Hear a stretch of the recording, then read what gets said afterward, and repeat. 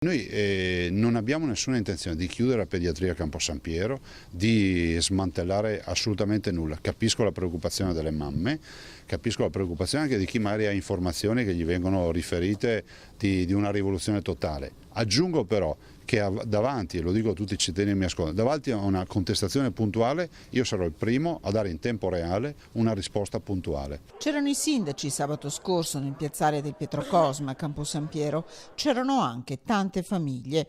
La petizione lanciata online tocca in queste ore le 13.000 firme. A chi teme la chiusura del reparto di pediatria e della terapia intensiva neonatale arrivano però le rassicurazioni del presidente del Veneto Luca Zaia. 7 medici, tra di loro il primario, si sono dimessi negli ultimi mesi.